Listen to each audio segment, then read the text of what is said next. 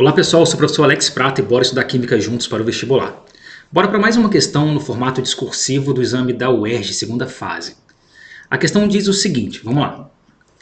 As plantas passam constantemente por diversas situações de estresse, como oscilações drásticas de temperatura, radiação solar, ataque de pragas, dentre outros, e conseguem modular respostas de defesa.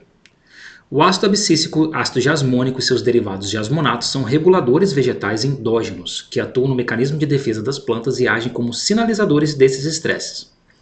A jasmona é um composto orgânico natural, extraído da parte volátil do óleo de jasmim, produzido nas plantas a partir do metabolismo do jasmonato. As fórmulas estruturais desses compostos estão representadas a seguir. Sabendo que o metil-jasmonato é produzido a partir da esterificação do ácido jasmônico, escreva o nome do reagente orgânico necessário para a produção do metil-jasmonato a partir do ácido jasmônico.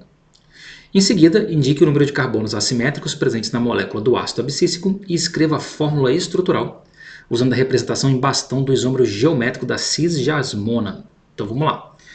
Bora focar nos comandos, tá aqui, ó, no que a questão pede pra gente. Ele quer saber qual é o nome, ó, escreva o nome do reagente orgânico necessário para a produção do metil-jasmonato a partir do ácido jasmônico.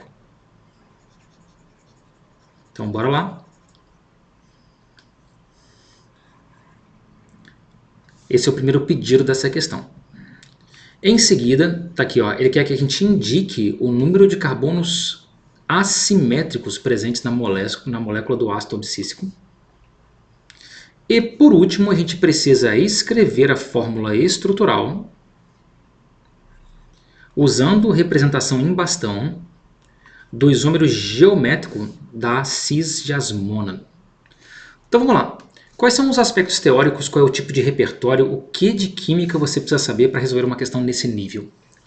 A primeira parte dessa questão explora uma reação chamada reação de esterificação. Qual é a grande característica de uma reação de esterificação?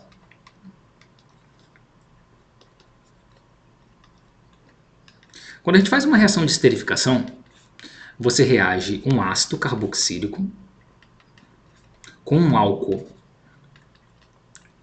Comumente a gente usa H+ como catalisador. Tá aqui, ó, e os produtos são éster e água. Como a gente produz éster, essa reação é chamada de esterificação. Qual que é a grande característica de uma reação de esterificação? Ela funciona desse jeito aqui, ó. Essa aqui seria a estrutura geral de um ácido carboxílico.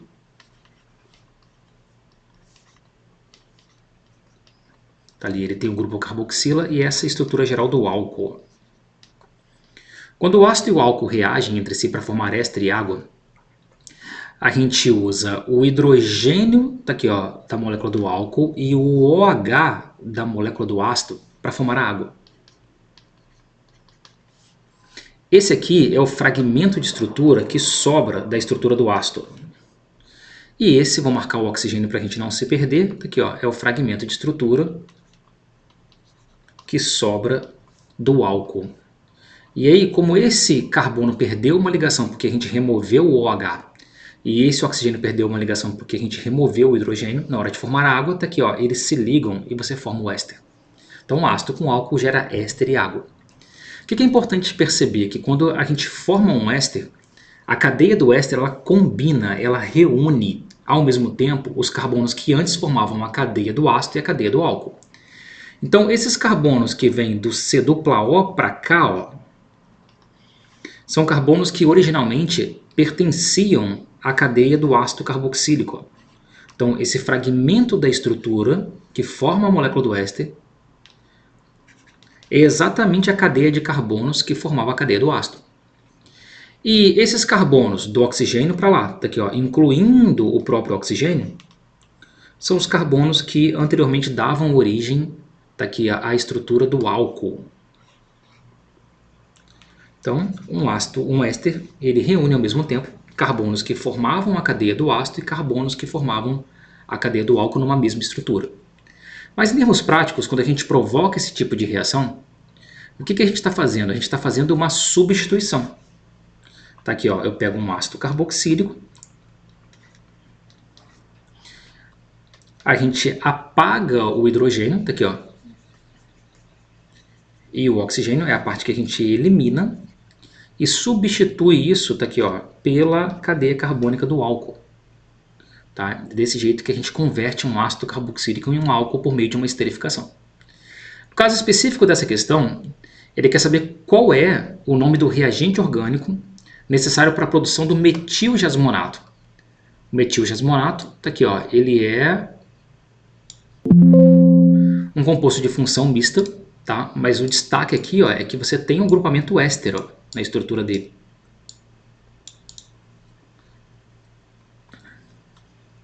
Tá aqui, ó, esse é um grupamento éster. E ele foi obtido a partir do ácido jasmônico. Tá aqui, ó. O ácido jasmônico também é um composto de função mista. Tá aqui, ó, mas a gente pode destacar a presença dessa carboxila. Ó. Ele contém um ácido carboxílico na sua estrutura.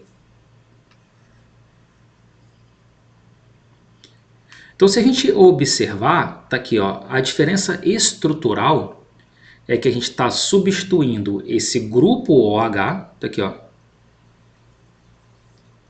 por esse grupo O, aqui tem fórmula em bastão, tem um carbono, ó, OCH3. Ó. Então, na prática, para que o ácido jasmônico se converta no metilgesmonato, o que a gente fez foi acrescentar esse grupo, ó, OCH3, para formar a estrutura do éster. Tá? De onde vem esse grupo OCH3? Esse grupo originalmente pertence à estrutura do álcool. Para que esse grupo OCH3, tá aqui, ó, volte a ser o álcool, quem que você devolve para ele? O H. Tá ali, ó. Então significa que o álcool que deu origem a esse éster a partir do ácido jasmônico era o álcool que continha apenas um carbono. Se a gente for replicar a reação de esterificação aqui, ó,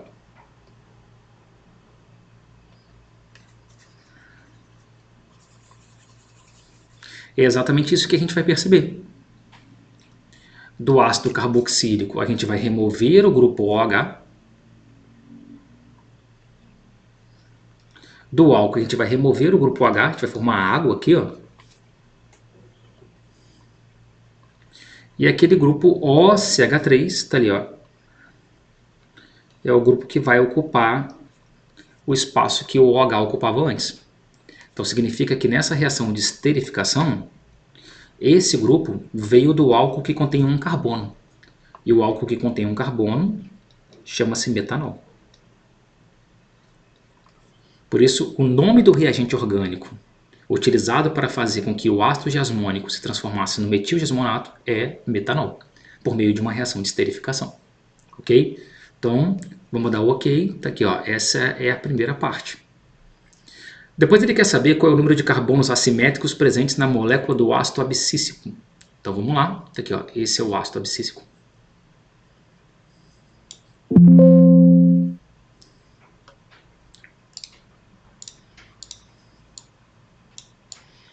Lembrando que o carbono assimétrico também é conhecido como carbono quiral.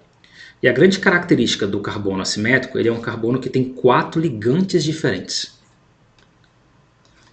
Você tem 4 grupos diferentes ligados ao mesmo carbono. Então, por exemplo, eu tenho um composto A, que é diferente do ligante B, que é diferente do ligante X, que é diferente do ligante Y.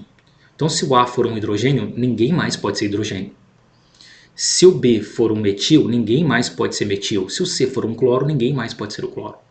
Então, quando você tem um carbono com 4 ligantes diferentes,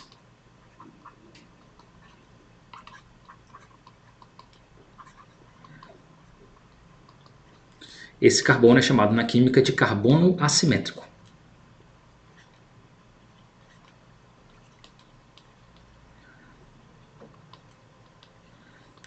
Ou carbono quiral. Inclusive, a presença desse carbono é um indicativo para a química de que a molécula apresenta isomeria ótica.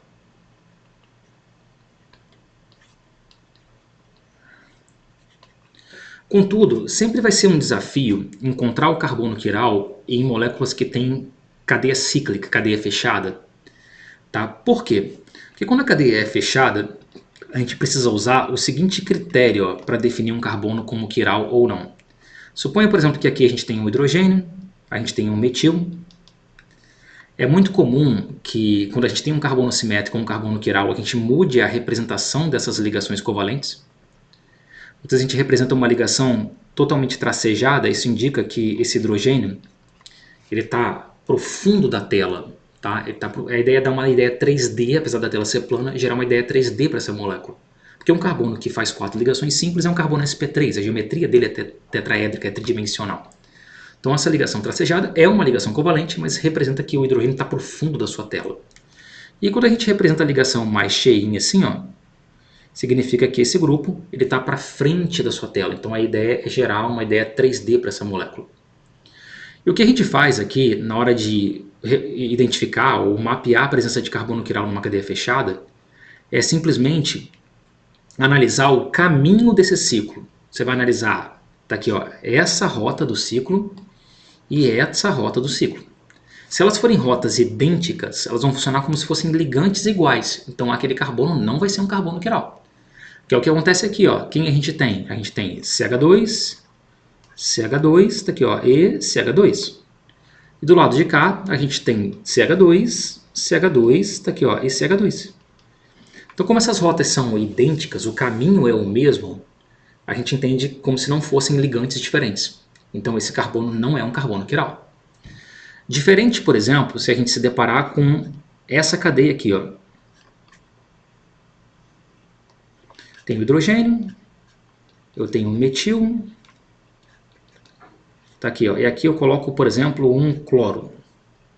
Agora a gente gera rotas diferentes, ó. Você anda por esse caminho, ó, você vai encontrar CH2, CH2, CH2. Mas quando você anda por esse caminho aqui, ó, por essa rota, você encontra CH2, aqui você já encontra CH com cloro, que não tem do outro lado, tá? Então é o que diferencia, e CH2. Então, como essas rotas são distintas, você não tem a mesma sequência naquela cadeia, a gente trata isso como se fossem ligantes diferentes. E aí você pode rotular, classificar, definir esse carbono como sendo um carbono quiral. Tá? Carbono quiral, ele nunca tem dupla. Tá? Nenhum carbono que tem dupla pode ser quiral, porque a gente precisa de um carbono que tenha 4 ligantes diferentes. Então ele faz 4 ligações simples. Então você nem considera carbonos que tem dupla. Tá? Mas aqui a gente tem carbonos quirais nesse ciclo. Tá aqui, ó. Se você observar, aqui a gente tem metil, tá aqui, ó, e metil. Então, como esses ligantes são iguais, esse cara não pode ser um carbono quiral. Ok? Mas do lado de cá, quem a gente tem? Todo esse grupo aqui, ó, todo esse grupo é considerado como se fosse um ligante só. Então aqui você tem um CH, que o carbono fez 3 ligações, CH, aqui C, tem um metil aqui em cima, ó, CH3, aqui CH, C. Então esse cara é como se fosse um único ligante. O outro ligante é o grupo OH, aqui, ó. Mas se você analisar as rotas, você vai perceber que as rotas são distintas. Ó. Quando a gente caminha nessa direção, você encontra um carbono que tem um grupo metil, outro grupo metil, depois vem o CH2, daqui, ó, depois vem o C-O. Se você caminha nessa rota aqui, ó, você tem um carbono que tem um grupo metil, você tem uma ligação dupla que não tem lá, tá aqui, ó, outro carbono com um H. Então são rotas diferentes. Como são rotas diferentes, a gente vai considerar esse carbono aqui, ó, como sendo um carbono quiral, como sendo um carbono assimétrico. Então, quando eu olho para a estrutura do ácido abscíssico, eu encontro aí tá aqui, ó, essa estrutura tem um carbono quiral.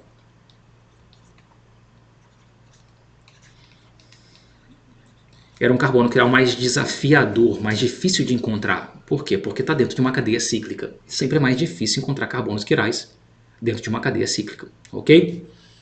Qual foi a outra coisa que ele pediu? Ele perguntou qual o número de carbonos assimétricos, de carbono assimétrico e de carbonos quirais, a gente já achou. Ele quer a fórmula em bastão do isômero geométrico da cisdiasmona. Beleza, então vamos lá. Essa aqui é a estrutura da cisdiasmona.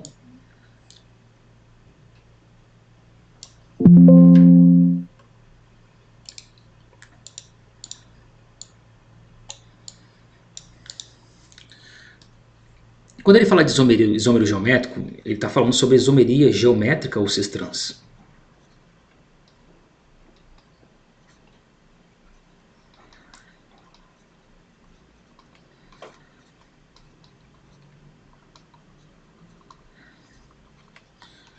E qual é a condição de ocorrência para a isomeria geométrica ou cis-trans? Isomeria geométrica ou cis-trans acontece quando você tem ligação dupla entre carbonos ou quando você tem uma cadeia cíclica, uma cadeia fechada com ligações simples. Só que mais do que isso, esses são os dois casos mais importantes para o vestibular, além da ligação dupla entre carbonos, eu preciso que os ligantes da dupla sejam diferentes entre si. Então, por exemplo, aqui o A tem que ser diferente do B. Então, se o A for um hidrogênio, o B não pode ser outro hidrogênio. E do lado de cá, está aqui, ó, o X tem que ser diferente do Y. Então, se o X for um metil, o Y não pode ser um metil. Não tem problema nenhum se o A e o X forem iguais, porque eles não estão no mesmo carbono. Preciso que eles sejam diferentes no mesmo carbono. Tá? A cadeia cíclica ela não precisa da dupla. Tá? O ciclo faz o papel da dupla, que é impedir a rotação dessa cadeia. Tá? E aí a gente precisa, tá? Apesar de não precisar da dupla, porque o ciclo já faz o papel da dupla, a gente precisa ter 2 carbonos no mínimo no ciclo que tenham ligantes diferentes. Se você se deparar com moléculas que têm esse formato, essas moléculas apresentam isomeria geométrica. Significa que a gente pode produzir para essa estrutura, para cada uma delas, 2 versões diferentes de compostos. 2 formatos distintos. Tá? 2 moléculas diferentes entre si.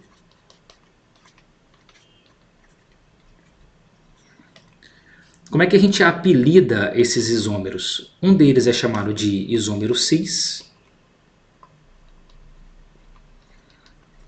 O outro é apelidado de isômero trans. E é por isso que a isomeria geométrica também é chamada de isomeria cis-trans, porque cis e trans são os nomes que nós damos aos isômeros quando essa isomeria geométrica está presente na molécula, no composto químico. No geral, qual que é a grande diferença, a grande característica desses isômeros? O que faz com que uma molécula seja cis ou trans? É entender que quando você tem uma ligação dupla ou você tem uma cadeia fechada, você consegue dividir essa cadeia em 2 planos. Aqui o plano vai ser só o próprio da dupla, aqui o plano da própria ligação do ciclo. E aí você pode espalhar esses ligantes, tá aqui, ó, na parte, entre aspas, de cima e na parte de baixo. Então você tem um plano aqui em cima, chamado de plano 1, tá aqui, ó, e um plano aqui embaixo, ó, plano 2. Depende da geometria, por isso que a isomeria geométrica depende de como você está espalhando esses ligantes. O critério é, o cis ele tem o I de igual. Então quando você tem grupos iguais no mesmo plano, você gera o isômero cis. Quando você tem grupos iguais em planos opostos, você gera o isômero trans. Tá? Um outro critério que a gente pode fazer é um critério, vamos usar o conceito de massa. Se você tiver ligantes com 4 ligantes diferentes, se tiver os grupos de maiores massas no mesmo plano, é o isômero cis. E se você tiver grupos de maiores massas em planos opostos, você vai chamar de isômero trans. Tá? A gente em outro momento vai fazer questões em que o critério vai ser pela massa. Nesse caso específico, ó, a gente tem a isomeria geométrica nessa dupla aqui. Ó. Por que ela é a cis de asmona? Porque quando a gente usa a fórmula em bastão, os hidrogênios não são representados, ó, mas aqui tem um H e aqui tem um H para completar as 4 ligações do carbono. Então você tem grupos iguais no mesmo plano, tá ali, ó. Grupos iguais no mesmo plano geram o isômero cis. Se a gente quer fazer o isômero trans, o que a gente precisa é mudar essa distribuição desses grupos ao redor da dupla. Então o que você pode fazer é pegar a ligação dupla, a gente pode manter um desses grupos, está aqui, ó, uma das distribuições do jeito que já está aí na estrutura original.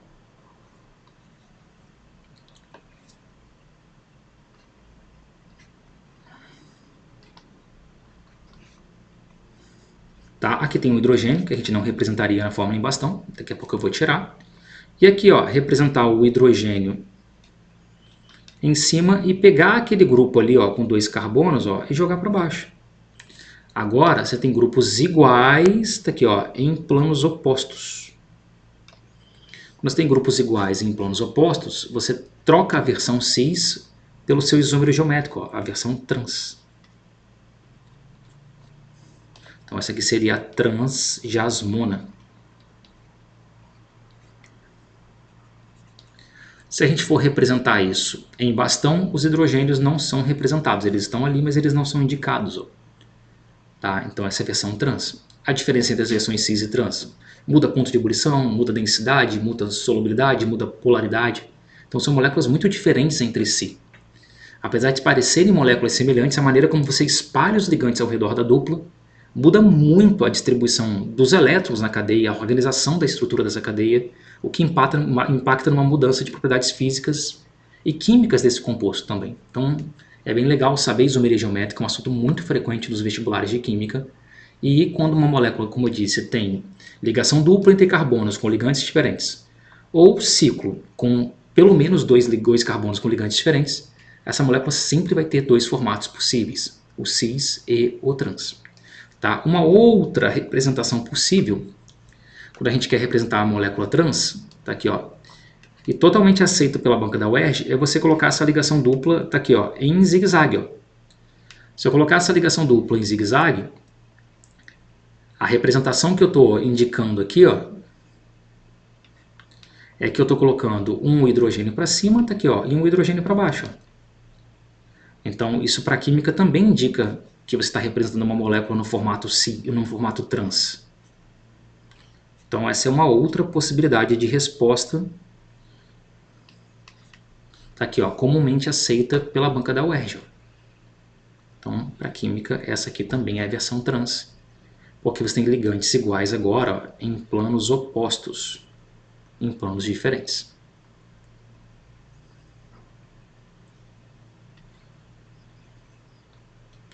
Então, checando se a gente cobriu todos os itens do enunciado, tá aqui, ó. Ele pediu qual o nome do reagente orgânico que faz o ácido jasmônico se transformar no metilgesmonato. A resposta é metanol. Perguntou o número de carbonos quirais presentes na estrutura da molécula do ácido abscíssico. Tá aqui, a gente tem um carbono quiral nessa estrutura. Tá? Depois ele quer saber qual que é a estrutura em bastão do isômero geométrico da cisjasmona e a transjasmona. E a gente tem essas duas opções aqui de representação possíveis. Ok? Espero que tenha sido útil para vocês. Contem comigo e até a próxima.